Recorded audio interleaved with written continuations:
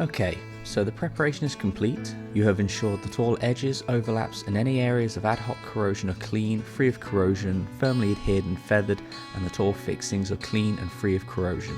If required, a test area has been completed and treatment confirmed as suitable. All areas which are to receive Basecoat have been cleaned down with Giromax panel wipe immediately before Basecoat application. The Giromax Basecoat is a 2-pack system, a Basecoat and an activator. Empty the activator into the Basecoat tin and thoroughly mix so that it's properly combined. Ensure that nothing is left in the activator tin.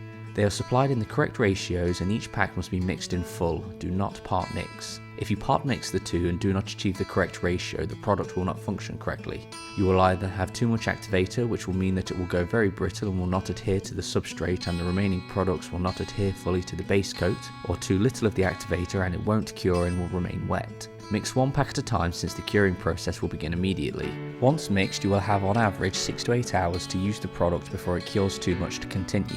This timescale is temperature dependent. Warmer temperatures can speed up the curing process to as little as 3 to 4 hours, and in cooler temperatures it can take up to 8 hours or more. Wet weather can also be an issue when applying the Basecoat. This isn't ideal, but you can still apply the materials. What it will mean is that you will feel slightly more drag, so it will take more effort to apply evenly. No application should take place in temperatures below 5 degrees Celsius or with the potential to drop below 5 degrees Celsius before curing. Below this temperature and there's a risk of ice forming on the substrate, which will prevent the long-term adhesion of the product. Once combined, each 1 litre mix should be sufficient to treat an edge or overlap strip of 150 linear metres in length with a bandwidth of 50 mm, approximately 6 square metres of ad hoc corrosion or 500 fixings. All Basecoat applications should be applied to achieve a wet film thickness of 150 microns, resulting in a dry film thickness of 120 microns. A wet film thickness gauge, which you can readily buy online, should be used to take these readings. All prepared areas of bare metal must be fully coated in Basecoat. Along the sheet edges and overlap, you may want to tape out a neat line to work up to, although this isn't essential. If used, this should be removed as soon as the Basecoat application is complete.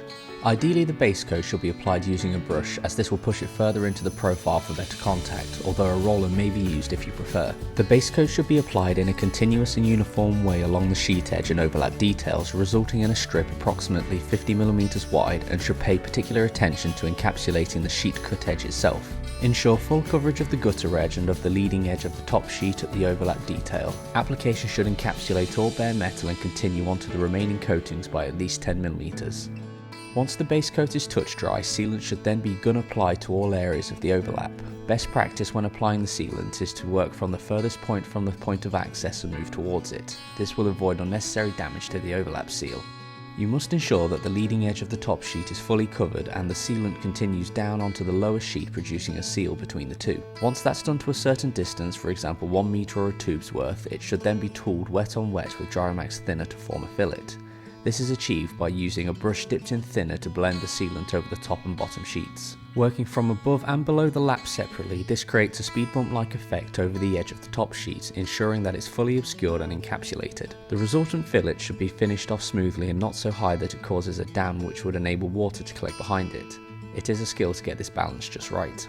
If Giromax thinner isn't available, then the same technique can be carried out using a small amount of Roofcoat thinner instead. There should be sufficient sealant applied to ensure that the leading edge cannot be seen and so that the overlap seal will not split. If this occurs, it will allow water back into the overlap by capillary reaction, hold it in, and corrosion will reoccur. It's quite common to need a more liberal bead of sealant than originally thought. One way of achieving this is by cutting down the tip of the tube slightly further than you would do normally. Patch apply Basecoat to all other areas of prepared sheet and continue on to the remaining coatings by at least 10 mm. Apply Basecoat liberally around all prepared fixings.